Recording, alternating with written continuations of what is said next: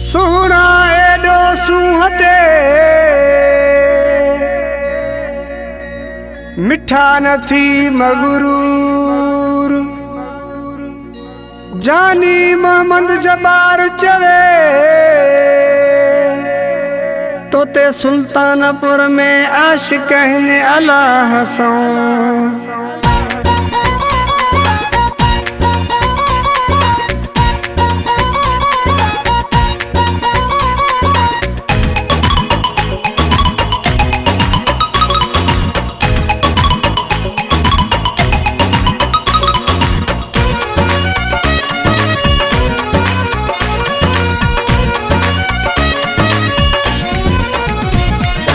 एडी हुसन ते करे मगी थो एडो ही जन को नवाब आए असां उतां जा उस्ताद आयूं जितां पढ़ियो तू जनाब आई एडी हुसन ते करे मगी थो एडो ही जन को नवाब आए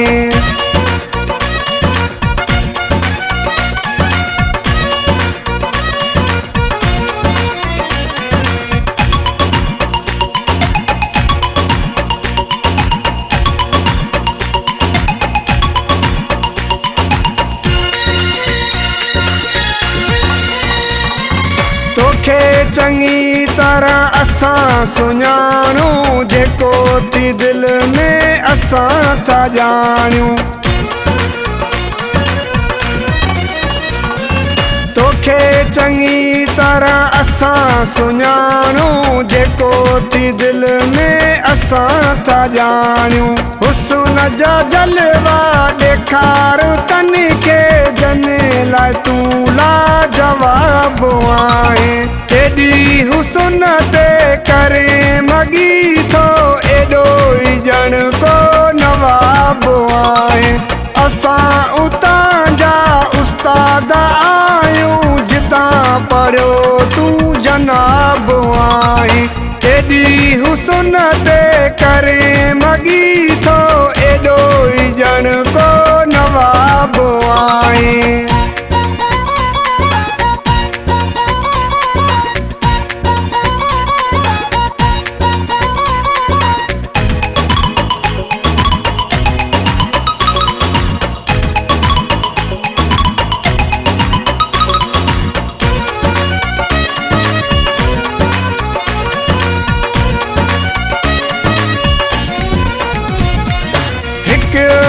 शहरो आहे किड़ो पाड़ो गॾो रहूं था सॼो दिहाड़ो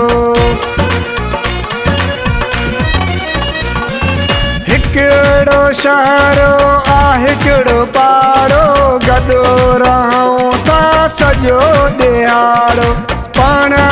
हिक ॿिए जा आहियूं वाक़ुफ़ कंदो अजायो हिजाब आहे एडी हुसन ते करे मगी थो एडो ही जन को नवाब आए असां उतां जा उस्ताद आयूं जितां पढ़ियो तू जनाब आई एडी हुसन ते करे मगी थो एडो ही जन को नवाब आए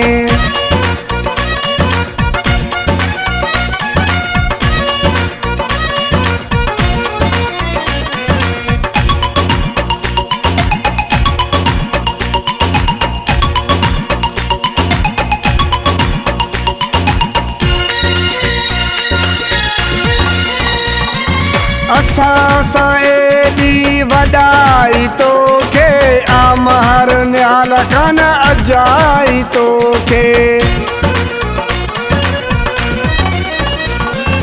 असां सां एडी वॾाई तोखे आमहर न्याल खान अजाई तोखे साम्हूं मुबारकपुर में ॾिसी तूं मोते ॾींदो छो निकाब आई एडी हुसन ते करे मगी थो एडो ही जन को नवाब आए असां उतां